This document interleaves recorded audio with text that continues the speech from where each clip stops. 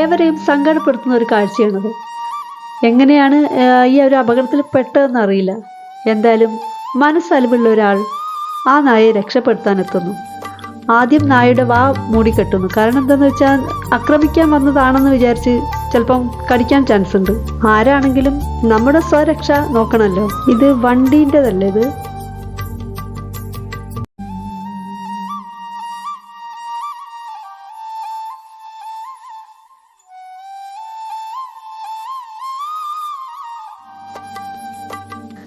നായ വല്ലാതെ പേടിച്ച് വിറയ്ക്കുന്നുണ്ട്.